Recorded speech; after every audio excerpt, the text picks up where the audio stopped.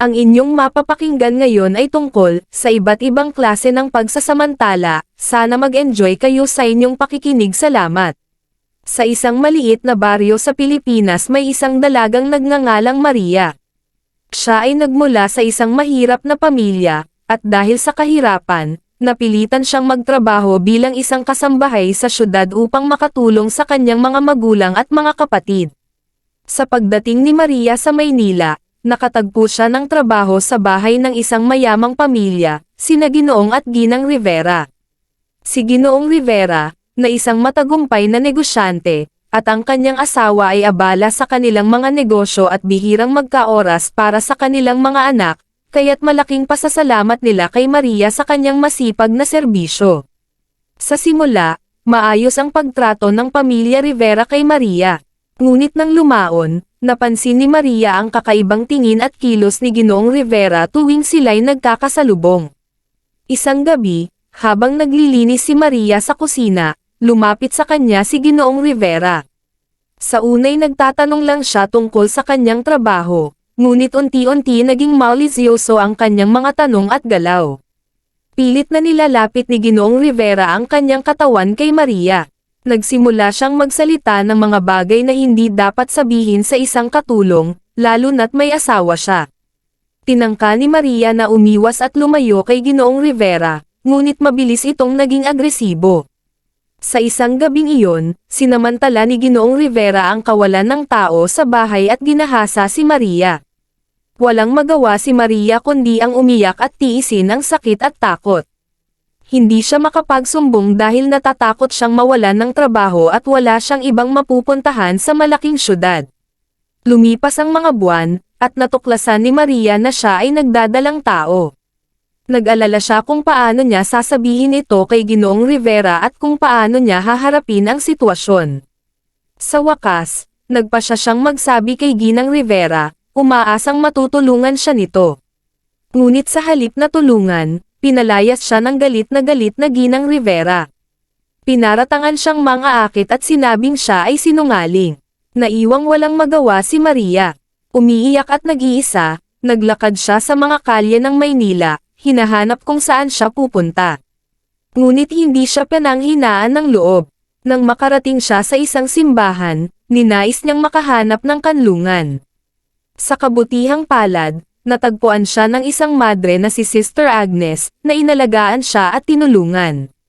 Sa ilalim ng pangangalaga ni Sister Agnes, nagkaroon ng bagong tahanan si Maria sa isang bahay ampunan na pinapatakbo ng mga madre. Habang lumalaki ang kanyang tiyan, naging malapit si Maria kay Sister Agnes at sa ibang mga kasamahan niya sa ampunan. Nakatanggap siya ng emosyonal na suporta at gabay mula sa kanila. Naging malakas si Maria. At kahit na napakahirap ng kanyang pinagdaanan, hindi siya nawalan ng pag-asa. Pagdating ng araw ng kanyang panganganak, isinilang ni Maria ang isang malusog na sanggol na lalaki. Tinawag niya itong, Emmanuel, na nangangahulugang, ang Diyos ay sama sa atin, bilang pag-alala sa kanyang bagong pananampalataya at sa lahat ng mga taong tumulong sa kanya. Bagamat mahirap ang kanyang pinagdaanan, naging inspirasyon si Maria sa maraming tao sa paligid niya. Natuto siyang tumayo sa kanyang sariling mga paa at nagpatuloy sa kanyang buhay na may determinasyon at lakas ng loob. Nagsimulang magtrabaho si Maria sa ampunan, tinulungan ang mga batang walang tahanan at tinuruan sila ng mga aral ng buhay. Sa huli, natutunan ni Maria na kahit gaano kahirap ang pagsubok na dumating sa buhay, mayroong liwanag at pag-asa sa bawat sulok ng kadiliman. At sa kabila ng lahat, natagpuan niya ang tunay na kahulugan ng pagmamahal at pagtanggap sa sarili. Pangalawang kwento, sa isang malaking kumpanya, may isang babaeng nagngangalang Maya na nagtatrabaho bilang executive assistant sa kanyang boss na si Mr. Rodriguez. Sa simula, tila maganda ang kanilang samahan at masaya si Maya sa kanyang trabaho. Ngunit habang lumipas ang panahon, unti-unti niyang napapansin ang mga hindi kanais-nais na kilos ng kanyang boss. Sinubukan niyang itago ang kanyang nararamdaman, hanggang sa isang araw, nagsimula na si Mr. Rodriguez na magpakita ng malalaswang kilos at pangungusap sa kanya. Sa simula, nagpasya si Maya na manahimik na lamang at ituring ito bilang bahagi ng trabaho.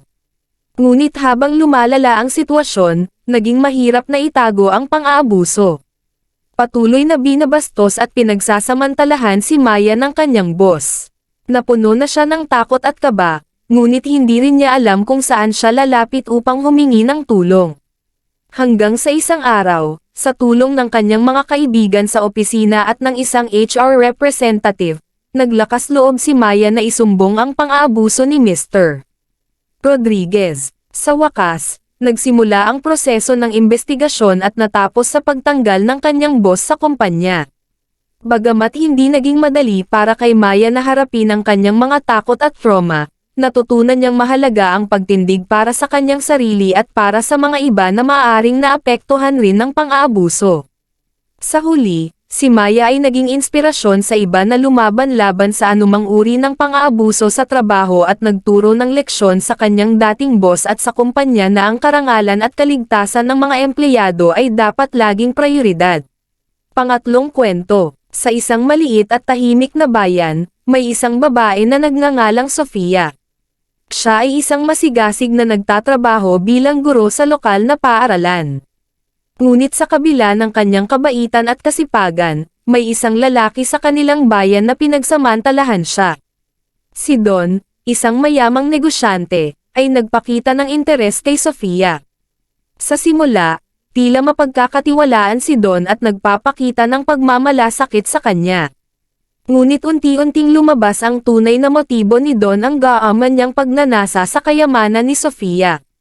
Nang malaman ni Sofia ang tunay na layunin ni Don, sinubukan niyang lumayo at magsumbong sa mga awtoridad, ngunit sa kawalan ng ebidensya, walang nagawa ang mga ito. Hindi nagtagal, sa isang mapanlinlang na pagkakataon, nadukat siya at dinala sa isang liblib na lugar kung saan siya pinahirapan at pinaslang ni Don. Ang trahedyang naganap kay Sofia ay nagdulot ng pangamba at puot sa kanilang bayan. Ang kanyang pagkamatay ay nagbigay diin sa pangangailangan ng hustisya at pagtataguyod ng karapatan ng mga kababaihan laban sa pang-aabuso at karahasan.